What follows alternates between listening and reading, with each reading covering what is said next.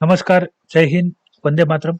आप सभी का स्वागत है IAS lifestyle daily current affair analysis में, जिसमें यूपीएससी सिविल सर्विस एग्जामिनेशन की जो बच्चे प्रिपरेशन कर रहे हैं, उनके लिए हम इंफॉर्मेटिव वीडियो लेक्चर प्रोवाइड करते हैं। काफ़ी सारी ऐसी इन्फॉर्मेशन है यूपीएससी प्रिपरेशन को लेके, प्रीलिम्स, मेंस। तो हमने प्रीलिम में क्या स्ट्रेटेजी होनी चाहिए वो भी आपसे डिस्कस की है। मेंस में, एसए में, जनरल स्टडी पेपर 1, 2, 3, 4 में और ऑप्शनल सब्जेक्ट में क्या आपकी स्ट्रेटेजी होनी चाहिए, उसकी भी डिस्कशन मैंने आपसे की है।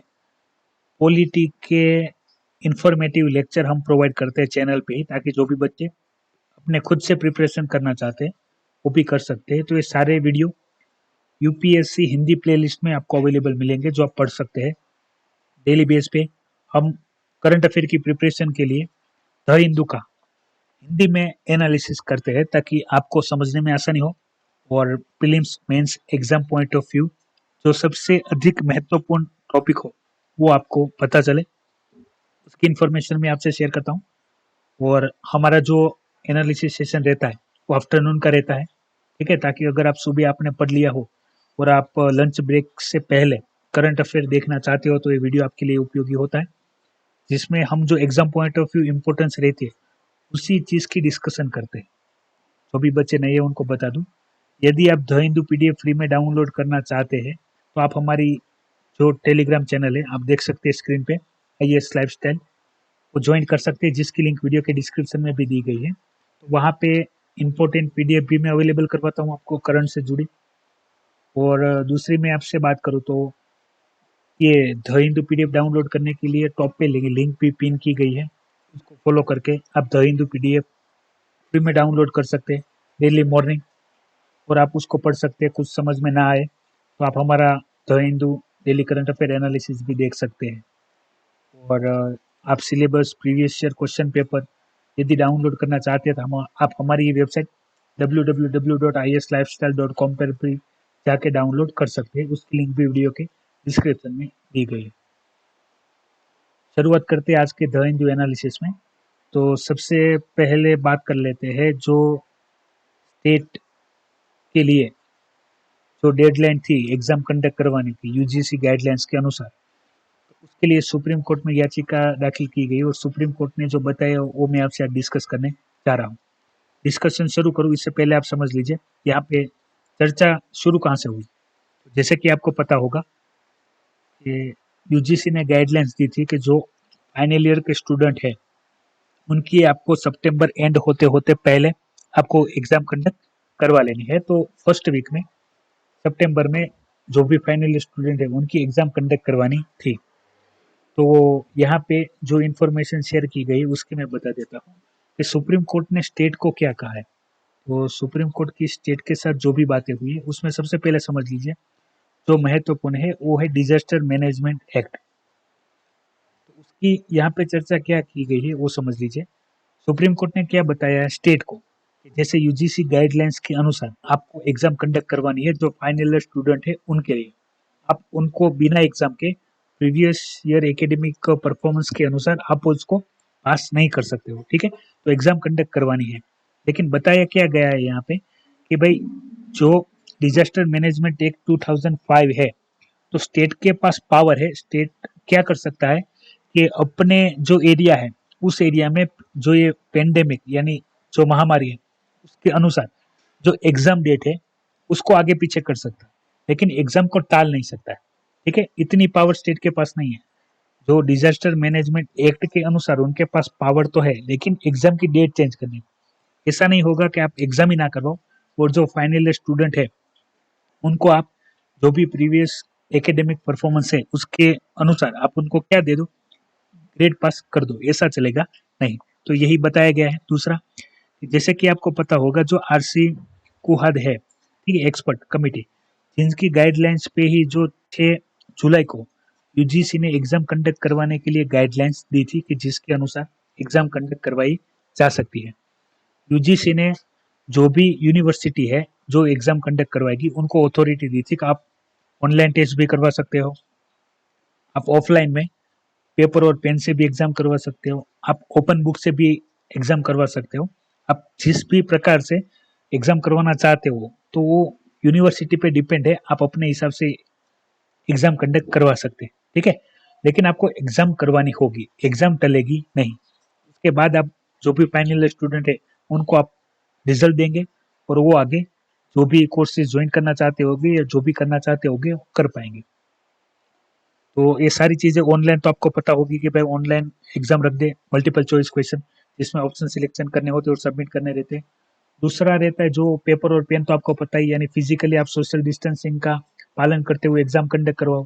ऑफलाइन एग्जाम जो हम नॉर्मल ट्रेडिशनली करते हैं, जहाँ पे जो कोरोना पेंडेमिक की कंडीशन है वो ज्यादा इफेक्टिव नहीं है या कम कम है, ठीक है। सारी गाइडलाइंस इस्तेमाल करके, मास्क पहन के, सोशल डिस्टेंसिंग का पालन करते हुए, हैंड सैनिटाइज करते हुए। और तीसरा है ओपन बुक एग्जाम। तो जो भी बच्चों को नहीं पता ओपन बुक एग्जाम क्या है, उसकी मैं बता देता हूँ। इसमें क्या रहती है कि आप ये ऑनलाइन भी कंडक्ट करवा सकते हो। उसमें आपको क्या रहना, क्वेश्चन प्रोवाइड करना है और साथ में जिस भी सब्जेक्ट की आप एग्जाम दे रहे हो तो उसकी बुक ले जाने की भी आपको परमिशन रहेगी। जो भी क्वेश्चन पूछेगा उसका रेफरेंस आप उस बुक से देख सकते हो और फिर आप आंसर लिख सकते हो, ठीक है। इसकी हमने इन डिटेल डिस्कशन की हुई है ऑलरेडी, जब ये ऑनलाइन एग्जाम कंडक्ट करवाने के लिए जुलाई 6 को जो भी गाइडलाइंस आई थी वहां पे, तो आप देख सकते हैं वो ठीक है, वो पुराने जो करंट अफेयर लेक्चर है वो आप देख सकते हैं। फिर यहाँ पे बात की गई है JEE और नीट के एग्जाम के लिए, जो कि ये अभी जो इश्यू है, एजुकेशन एग्जाम का जो इश्यू है वो नेशनल इश्यू हो गया है, क्योंकि आपने देखा होगा इसके लिए काफी प्रोटेस्ट चल रही है। तो मैंने जैसे बताया, इसके लिए मैं आपको जो भी स्टूडेंट का व्यू है, जो पेरेंट्स का व्यू है, गवर्नमेंट क्या चाहती है, सुप्रीम कोर्ट ने क्या कहा, वो सारी चीजें मैं आपको एक स्पेशल लेक्चर में बता दूंगा। अभी यहाँ पे जो बात हो रही है उसकी मैं डिस्कशन कर लेता हूँ। जैसे कि जो भी विद्यार्थी को पता होगा, आप में से तो कोई विद्यार्थी होंगे जिसको नीट और JEE की एग्जाम देनी हो, तो भी आप अपनी प्रॉब्लम इस वीडियो के कमेंट बॉक्स में बता सकते।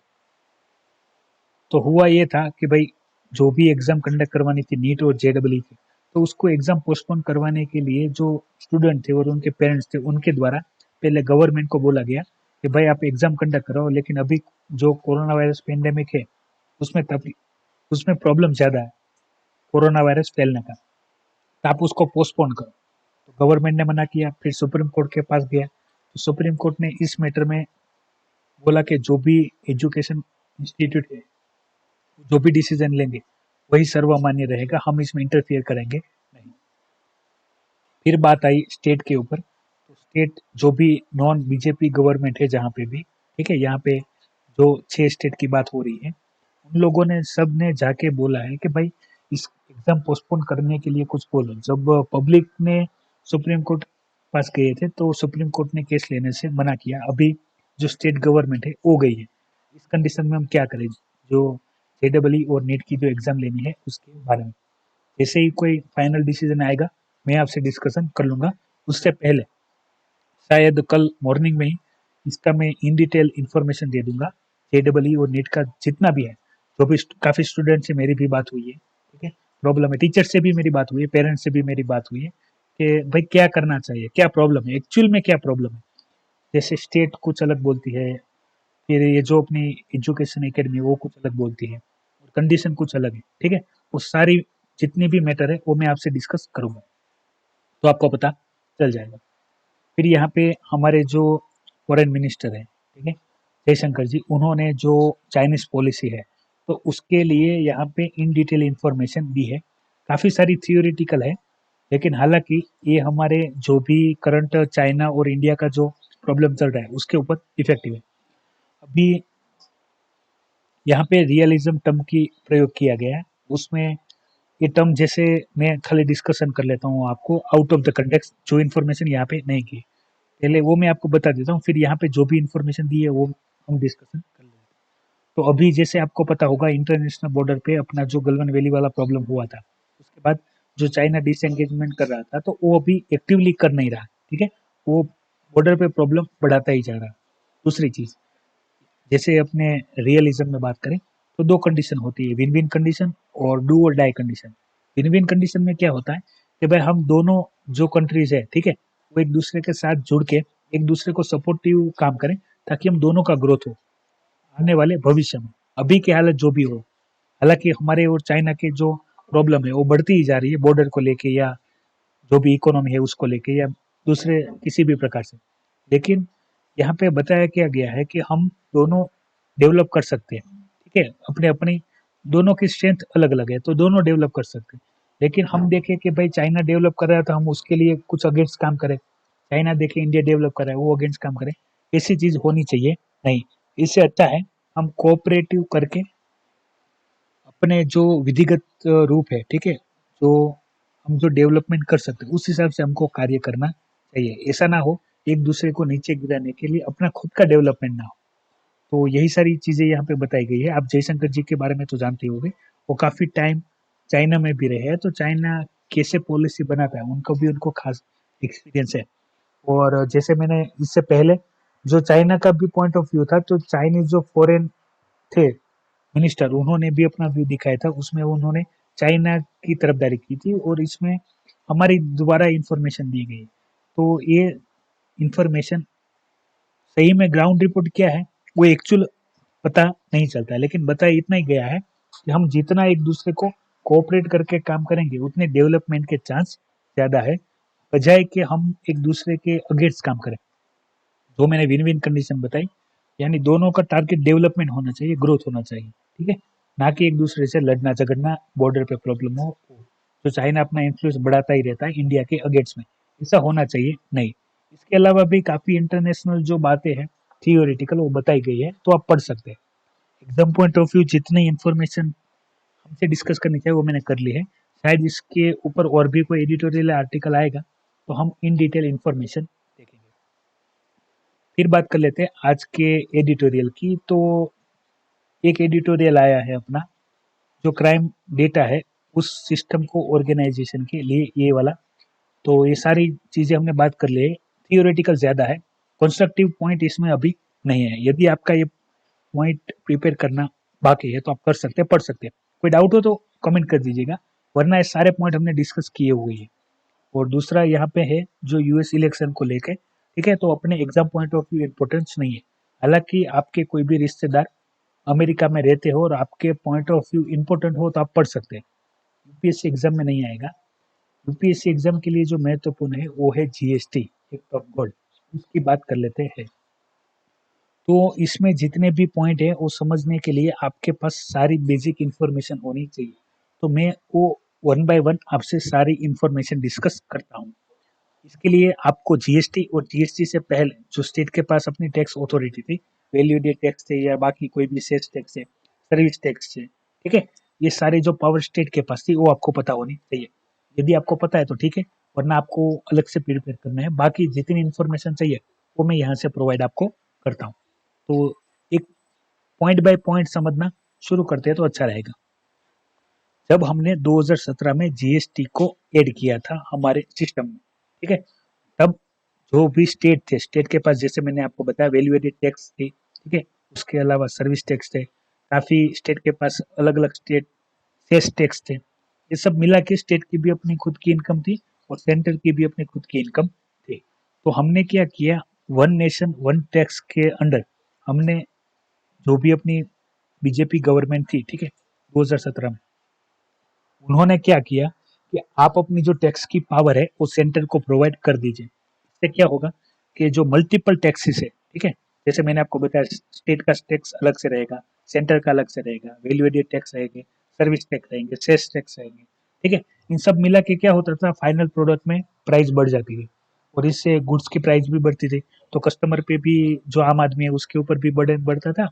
और जो भी इंस्टीट्यूट ऐसे वर्क करती थी तो अलग अलग जगह पे टैक्स भरने पड़ते थे, तो वो सब कंपाइल करके वन टैक्स कर दिया, जिसमें सेंटर का रहेगा सीजीएसटी और स्टेट का रहेगा सीधा एसजीएसटी।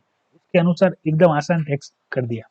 दूसरी चीज, जब हमने ये इम्प्लीमेंट किया तो राज्यों को एक प्रॉब्लम थी। प्रॉब्लम क्या थी वो समझ लीजिए, कि मान लो हमने स्टेट स्टेट की जितनी भी टैक्स की जो पावर थी वो सेंटर को दे दी। अब मान लीजिए जीएसटी में देखा जा रहा था कि 1 लाख करोड़ से अर्निंग होगी, ज्यादा होगी, ऐसा माना जा रहा था।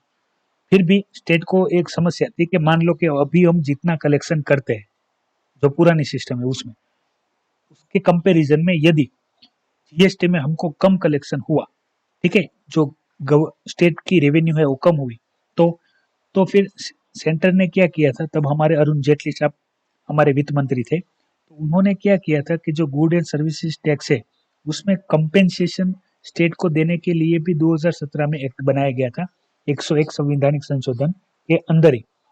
समझिएगा बेसिक्स, जो कंपेंसेशन स्टेट को देना था वो कॉन्स्टिट्यूशनल राइट है, ठीक है। यानी जो हमारे अरुण जेटली थे, जो वित्त मंत्री थे, उन्होंने बोला था इससे सिस्टम पारदर्शी होगी, इससे लोग जो टैक्स सिस्टम आसान हो जाएगी तो सब लोग इससे जुड़ जाएंगे, ठीक है। तो जो टैक्स कलेक्शन है वो बढ़ जाएगी, इससे सेंटर के पास भी पैसा आएगा और सेंटर स्टेट को भी दे पाएगा। लेकिन जिस हालत में जो राज्य को अपने जो टैक्स है, ठीक है, उससे अगर जीएसटी में कम कलेक्शन हो तो हम उनको कंपेंसेशन प्रोवाइड करेंगे, कॉन्स्टिट्यूशनली ये लीगल है, ठीक है। वो आपको याद रखना है, यानी सेंटर पैसा स्टेट को प्रोवाइड करेगा, इतना प्रावधान दिया गया। तो स्टेट ने क्या किया, जो डिफरेंट डिफरेंट टैक्स थे वो सब मर्ज करके सारी पावर सेंटर को प्रोवाइड कर दी, ठीक है, और जीएसटी अप्लाई हो गया। लेकिन अभी हुआ क्या है वो समझ लीजिए, अभी इसको करंट से जोड़ते, दो पॉइंट है वो आप समझिएगा, यहाँ पे आप देख सकते हैं। एक है जो है फोर्स मेज्यूरे, यानी दो पॉइंट है, दोनों को एक साथ डिस्कस करना पड़ेगा तो आपको समझने में आसानी रहेगी। सबसे पहले एक्ट ऑफ गॉड की हमने कल बात कर ली थी, बता आपने ओ माई गॉड पिक्चर देखी होगी परेश रावल और अक्षय कुमार जी की। और दूसरा है फोर्स मेज्यूरे, यानी यहाँ पे निर्मला सीतारमन जी ने क्या बताया है कि 2017 में जो हमने सेंटर ने स्टेट को कंपेंसेशन देने की बात की थी, ठीक है, वो हमको पूरा करना ही है, अपना कमिटमेंट है, वो कॉन्स्टिट्यूशनल कमिटमेंट है, वो पूरा करना ही है। लेकिन अभी जो कोरोना वायरस पेंडेमिक है उससे क्या हो रहा है, उससे जो कंडीशन है वो आउट ऑफ कंट्रोल है, यानी ये कुदरती आफत है, ठीक है, इसको हम पहले से प्रिडिक्ट करके नहीं चल सकते। तो इसके वजह से जो सेंटर है वो जो फंड प्रोवाइड करवाना था स्टेट को कंपेंसेशन के रूप में वो प्रोवाइड नहीं करवा पा रहा है। जैसे कि हमने कल ही देखा था जीएसटी में एक्ट ऑफ गॉड्स के अंदर, न्यूज फ्रंट पेज न्यूज में, यदि आपने कल वाला 28 अगस्त वाला द हिंदू एनालिसिस नहीं देखा है तो आप वो देख लीजिएगा, उसमें मैंने इन डिटेल बात की थी कि भाई इसके वजह से जो 3 लाख करोड़ का गैप आया है, ठीक है, जो कलेक्शन होता था स्टेट को टैक्स में वो कम हुआ है, तो उसके कंपेंसेशन में स्टेट ने क्या किया है, 23% जितना धीरे धीरे करके सेंटर ने स्टेट को प्रोवाइड किया है। लेकिन उसके बाद भी 2.35 लाख करोड़ अभी रुपया बाकी है, तो उसके लिए अभी सेंटर ने कल ही बात किया कि भाई आप क्या करना, उसके लिए आप सेस टैक्स ऐड कर देना 2022 के बाद ये कलेक्शन करने के लिए, और हम आपको अलाउ करेंगे, आप स्पेशल विंडो के थ्रू आरबीआई से भी पैसा उधार ले सकते हैं, ठीक है। तो जैसे ही पैसा उधार लेने की बात आई तो एफआरबीएम एक्ट की बात आई कि भाई डेब्ट टू जीडीपी रेशियो जो सेंटर को स्टेट को दोनों को कंट्रोल करना था उसका क्या होगा, तो उसमें भी गवर्नमेंट ने बोला था कि हम आपको 0.5% की छूट देते हैं जो टैक्स टू जीडीपी रेशियो होता है उसके अंदर। तो यहाँ पे यही सारी बात इन डिटेल बताई गई है कि भाई आप जब ये जीएसटी लाए तब आपको ये सोचना था ना कि ये जो सारी बातें हैं, ठीक है, ऐसा तो नहीं था कि पहले आपको नहीं पता था। और बाकी जो कंस्ट्रक्टिव आर्गुमेंट है जो यहाँ पे दी गई है वो समझिए, जो 14 फाइनेंस कमीशन ने बताई है उसका रिकमेंडेशन दीजिए। 14 फाइनेंस कमीशन है, उनने बताया गया था कि सेंटर ने स्टेट को 42% जितना टैक्स कलेक्शन है वो देना चाहिए, हालांकि अभी जो सेंटर है वो 30% ही प्रोवाइड करवा पाई है, ठीक है। तो ये प्रॉब्लम बताती है। और दूसरा कि जब स्टेट ने ये सारी पावर टैक्स की पावर सेंटर को दे दी थी तो स्टेट अभी डिपेंड हो गई है सेंटर पे। तो अभी करना क्या था ये कि भाई नॉर्मल कंडीशन होती है तो स्टेट की अगर इनकम शुरू होती है तो स्टेट अपनी बैलेंस करती रहती है। लेकिन कोरोना वायरस लॉकडाउन की वजह से, ठीक है, गवर्नमेंट का डिसीजन था, उसके वजह से एक तो स्टेट की इनकम बंद हो गई, दूसरा ये पेंडेमिक है, ठीक है, एक जो डिजास्टर है, तो उसके अंदर अभी स्टेट को सबसे ज्यादा मदद सेंटर की चाहिए, तो सेंटर को एडिशनल हेल्प करनी होगी इस टाइम पे। पर प्रॉब्लम क्या है, एडिशनल हेल्प तो छोड़ो, जो उनको फंड देना भी है स्टेट को वो नहीं दे पा रही, ऐसी हालत है। यानी सेंटर बोल रही है अभी अपनी बहुत सारी रिस्पॉन्सिबिलिटी है, हमको उनको भी निभाना है, तो स्टेट की भी अपनी खुद की रिस्पॉन्सिबिलिटी है, ठीक है, स्टेट को भी अपने जो भी कार्य है वो देखने होते हैं। तो इसमें आप देख सकते हैं जो स्टेट है उनकी प्रॉब्लम बढ़ गई। ये जो फेडरलिज्म हम स्ट्रक्चर की बात करते हैं तो इसमें प्रॉब्लम आ रहा है, तो ये सब चीजों को लेके चलना था, ठीक है, ये सब करने से पहले। और बाकी काफ़ी सारे डिस्कशन यहाँ पे किया, जितने महत्वपूर्ण है जो आपको जानने चाहिए वो मैंने आपको बताए। इसके अलावा भी काफ़ी सारी इन्फॉर्मेशन हमने 28 अगस्त को जो फ्रंट पेज न्यूज़ थी, ठीक है, उसमें हमने कर लिए, तो आप वो देख लेना। फिर यहाँ पे बात कर रहे हैं हज़बुल्ला, ये जो ऑर्गेनाइजेशन है, टेरर ऑर्गेनाइजेशन, उसके बारे में बात कर लेते हैं। यहाँ पे बताया क्या जा रहा है, वन बाय वन सारे डिस्कशन कर लेते हैं तो आपको पता चल जाए। पहले समझिए ऑर्गेनाइजेशन के बारे में। अभी इश्यू इसलिए आया है कि इसराइल ने जो हज़बुल्ला टेरर ऑर्गेनाइजेशन है लिबनन में, उसके ऊपर क्या किया, अटैक किया है। इससे पहले हमने देखा था कि भाई लिबनन की जो क्रैकर कंपनी थी, ठीक है, वहां पे ब्लास्ट हुआ था और बहुत बड़ा ब्लास्ट हुआ था जिसमें इसराइल का हाथ है ऐसा बताया जा रहा था। तो पूरा मैटर मैं आपसे डिस्कस कर लेता हूँ, आप सिर्फ सुन लीजिए, बाकी आपको अच्छे से प्रिपेयर करना है। ये जो सऊदी कंट्रियाँ है, ठीक है, जिसको हम गल्फ कंट्रियाँ भी कहते हैं, जो मिडिल ईस्ट एशिया भी है, जहाँ पे हम बात करें ईरान, इराक, सऊदी अरेबिया, ठीक है, सीरिया, लीबिया, इसराइल, सारी जो कंट्री एक दूसरे के साथ रहती है वहाँ पे, तो उस एरिया में जो मुस्लिम कम्युनिटी है उसमें सिया और सुन्नी की लड़ाई चलती रहती है, ठीक है। जो सिया है उसको ईरान सपोर्ट करता है और सुन्नी को सऊदी अरेबिया सपोर्ट करता है। इसराइल के अंदर भी सिया सुन्नी की लड़ाई चलती रहती है, लेकिन जो ये हिजबुल्ला संगठन है वो सिया संगठन है, ठीक है, कि जो बाकी सारे बागी है उनके हिसाब से जो सुन्नी बागी है उनको काउंटर करने के लिए ये सारी जो एक्टिविटी है वो होती रहती है, ऐसा यहाँ पे बताया गया है। तो ईरान ने हिजबुल्ला संगठन को क्या किया है, फाइनेंशियली सपोर्ट किया है, ताकि वो जो भी जो सुन्नी है, ठीक है, सुन्नी रिबेलियन है, उनके खिलाफ वो क्या कर सके, उनके खिलाफ वो एक्टिविटी कर सके। तो उन्होंने पहले जो भी इसराइल है, ठीक है, उनके जितने भी लोग हैं तो उनको टारगेट किया था। तो काउंटर टारगेट में इसराइल ने जो वहाँ के जो हिजबुल्ला संगठन है, ठीक है, लिबनन में, उनके ऊपर अटैक किया है। तो ये चलता रहता है। जैसे कल ही हमने इसके सारे जो डिफरेंट डिफरेंट ऑर्गेनाइजेशन है, ठीक है, जो टेररिस्ट ऑर्गेनाइजेशन है, जो तालिबान है, ठीक है, आईएसआई है, आईएस है, उन सारे में मैंने आपको इन डिटेल डिस्कशन की थी। जो महत्वपूर्ण इंफॉर्मेशन है उसकी मैं बात कर लेता हूँ, क्योंकि काफी सारे स्टूडेंट ऐसा बोलते हैं कि सर हमको जो इंडिविजुअल ऐसे जैसे होते हैं, ईरान का अपना है, ईरान, अफगानिस्तान में दूसरे ऑर्गेनाइजेशन है, फिर ये जैसे हमने हिजबुल्ला हो गया, फिर हमने गाजा में बात की थी, ठीक है। तो उन सारे संगठन को एक अलग अलग से प्रिपेयर करना है, तो उनके लिए मैंने बता दिया था आपको कॉमन प्रिपरेशन करनी है सबके लिए, ठीक है, कॉमन प्रिपरेशन करनी है सारे सबके लिए। तो उसमें पहले ही हमने बात किया था कि भाई कोई भी जो संगठन है उसको चलाने के लिए 2M होना चाहिए। पहला होता है मनी, ठीक है, पैसा होना चाहिए, दूसरा होता है मैन पावर, ठीक है। 2M की जरूरत पड़ती है अगर कोई भी ऑर्गेनाइजेशन चलवाना, टेरर या बाकी कोई भी। तो मान लो किसी भी संगठन में यदि मनी ना हो, ठीक है, सिर्फ पैसा ही ना हो, तो उस संगठन को खत्म होने में ज्यादा टाइम लगता नहीं है। तो एफएटीएफ का रोल भी मैंने आपको इसी पॉइंट पे समझाया था।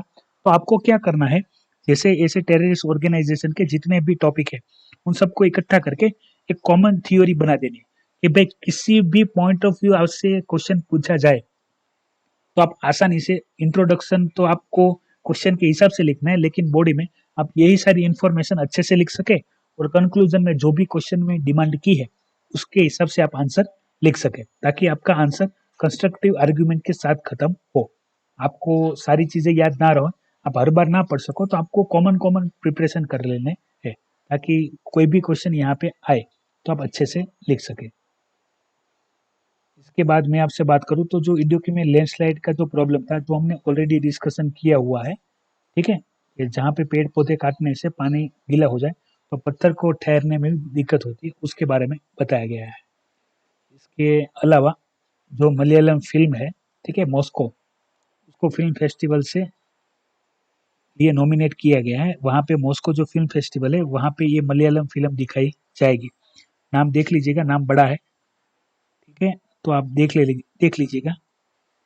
नाम ऐसा इम्पोर्टेंस नहीं है, लेकिन स्टोरी और नाम दोनों यहाँ पे दिखाए गए हैं, तो एग्जाम पॉइंट ऑफ व्यू आपको देखना चाहिए यदि आप उस एरिया से बिलोंग करते हैं। तो बाकी ANEE और JEE के एग्जाम और जो भी प्रिपरेशन है उनके बारे में बताया गया है। जो इन्फॉर्मेशन मैंने आपको बता दी और बाकी इन्फॉर्मेशन मैं आपको स्पेशल क्लास में प्रोवाइड कर दूंगा।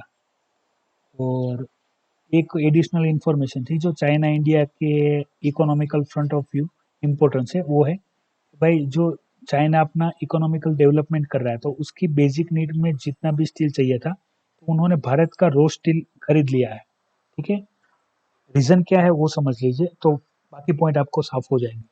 तो जैसे आपको पता होगा चाइना अपने एरिया में और बाकी सारी कंट्रियों में जो इंफ्रास्ट्रक्चर डेवलपमेंट करते हैं तो उन सभी में उनको जितने भी रो मटेरियल में स्टील की प्रोडक्ट चाहिए होगी तो वो अपनी तो इस्तेमाल कर ही लिया है, लेकिन जितनी भारत में भी थी वो भी कर लिया है।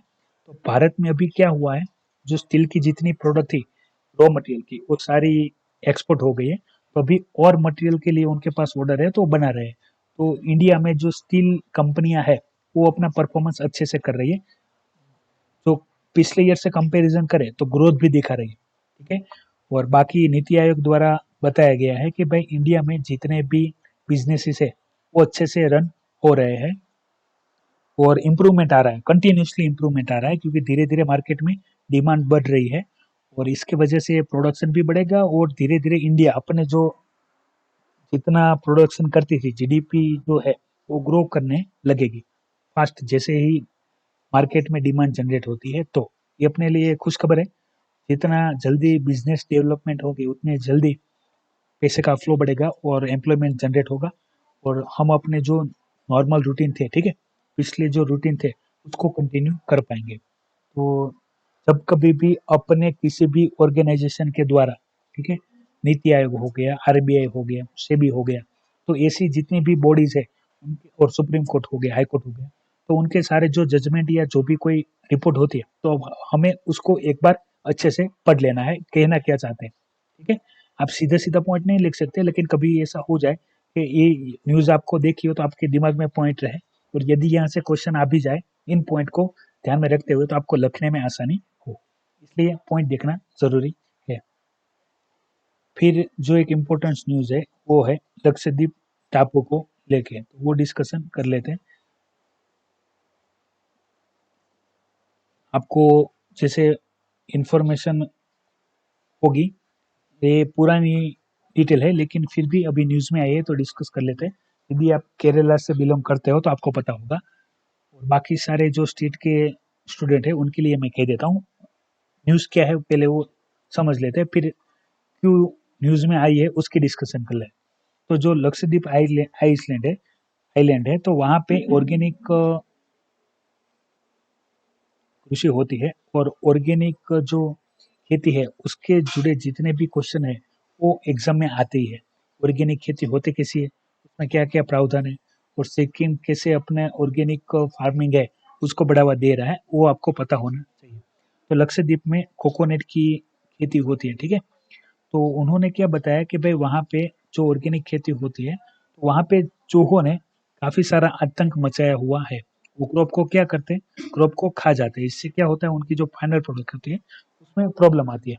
तो इस प्रॉब्लम का सोल्यूशन उन्होंने क्या निकाला, वो लोग जो केरला से ओवल है उनको लेके गए और उल्लू उल्लू को लेके गए और उनको वहां पे रखा ताकि ये जो उल्लू होते हैं उनका जो खाना होता है वही ये रेट होते हैं, ठीक है। तो वो जितने भी वहां पे रेट है उनको खा जाते हैं ताकि उनका जितने भी रेट है जो नुकसान करते थे, ठीक है, खेत में ये कोकोनट के जो प्लांट है वहां पे तो वो ना कर सके। तो एक एग्जाम्पल है, यदि आप ऑर्गेनिक खेती पे कोई क्वेश्चन आ रहा है और वहां पे क्या क्या चैलेंजेस है और उस चैलेंजेस का सॉल्यूशन क्या हो सकता है, तो ये आपके लिए बेस्ट एग्जाम्पल हो सकता है कि भाई जो लक्षद्वीप में जो चूहे ने आतंक मचाया था, फाइनल प्रोडक्ट थी वहां पे कोकोनट की जो फार्मिंग होती थी, तो उसको कंट्रोल करने के लिए जो उल्लू थे केरला से उल्लू लाए, उनको पाला तो उन्होंने अपने खाने में इन चूहों को खा लिया ताकि उनका जो उपद्रव है वो भी खत्म हो सके और हमें ऑर्गेनिक खेती के लिए